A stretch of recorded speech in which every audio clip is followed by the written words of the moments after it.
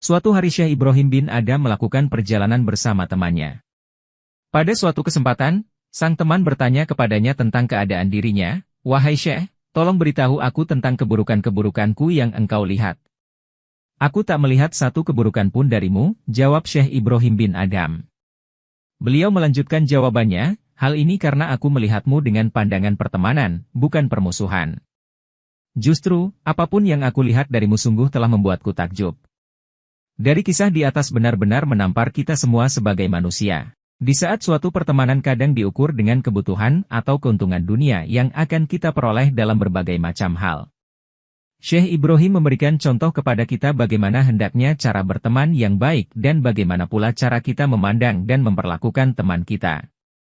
Cara pandang yang dipakai oleh Syekh Ibrahim bin Adham untuk melihat suatu masalah merupakan hal inti yang akan menentukan hasil pandangan itu. Ibaratnya, cara pandang adalah kacamata.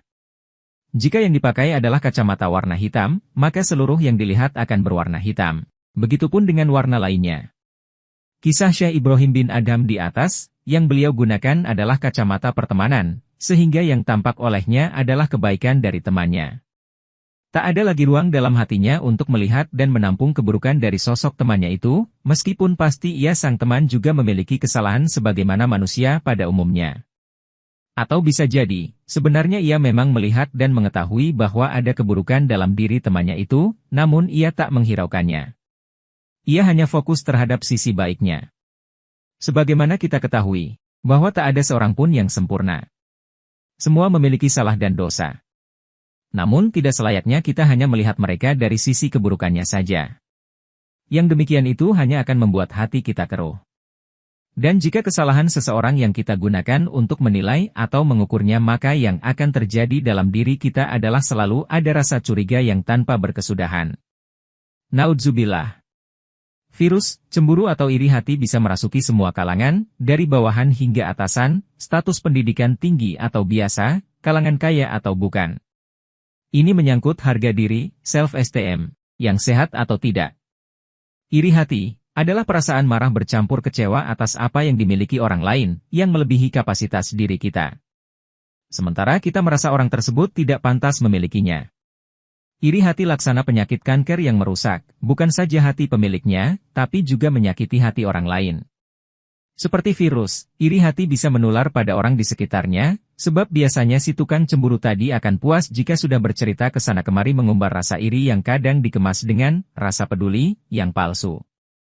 Cara menghentikannya menurut Imam Nawawi. Cara menghilangkan sifat iri yaitu dengan menyadari bahwa hikmah Allah lah yang menghendaki adanya karunia tersebut, maka sepatutnya ia tidak menyanggah dan membenci hikmah yang telah Allah kehendaki dan tidak Allah benci. Dengan penjelasan Imam An-Nawawi yang simpel, setidaknya kita dapat meraba-raba bagaimana sikap untuk mencegah masuknya dengki dan iri hati ke dalam jiwa kita. Semoga kita selalu dijaga Allah dari segala penyakit hati yang akan merugikan kita, di dunia maupun di akhirat. Amin. Sayyidina Ali bin Abi Thalib pernah berkata, lidah seorang yang bijak terletak di belakang hatinya. Memang lidah tak bertulang tapi lidah juga bisa setajam pedang, mungkin fisik seseorang tak terlihat luka dengan ucapan, tapi ingat bahwa hati dari jiwa itu bisa sangat terluka dan goncang karenanya.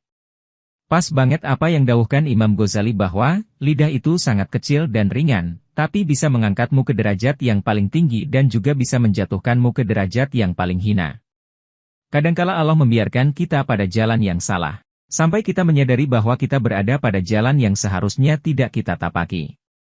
Ada sebuah doa yang setiap waktu kita ucapkan dalam sholat yakni, tunjukkanlah kami jalan yang lurus, yaitu jalannya orang-orang yang Engkau ridhoi. Dari situ kita menyadari bahwa ada doa yang sedang bekerja dengan sendirinya tanpa sepengetahuan kita. Dan kita menyadari bahwa rencana Allah lebih baik daripada rencana yang telah kita buat, karena ketentuannya terjadi tidak memandang waktu dan kondisi rasa hati. Suatu saat bisa jadi kita akan hilaf, jatuh atau tercampakkan, itulah kodrat manusia yang penuh kekurangan. Sahabat yang baik akan tetap bisa menerima kekurangan sahabatnya. Maka jadilah pribadi yang pemaaf agar kita bisa mengundang pribadi-pribadi yang pemaaf pula, mengundang sahabat-sahabat terbaik untuk menghiasi hidup kita. Begitulah Nabi Shallallahu Alaihi Wasallam mengumpamakan seorang mukmin laksana cermin bagi mukmin lainnya.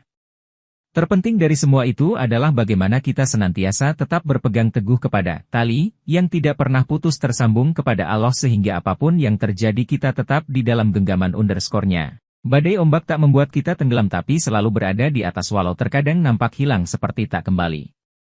Jika Allah mengambil darimu sesuatu yang tidak pernah kau prediksi akan hilang darimu, maka itu berarti Allah akan memberikan kepadamu sesuatu yang tidak pernah kau prediksi akan memilikinya.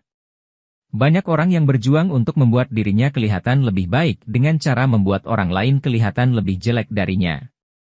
Dan orang baik tidak akan pernah mengorbankan jati dirinya terhadap kepura-puraan hanya untuk meraih pengakuan dan penilaian orang lain. Seluruh isi dunia ini tersimpan di dalam setiap diri manusia.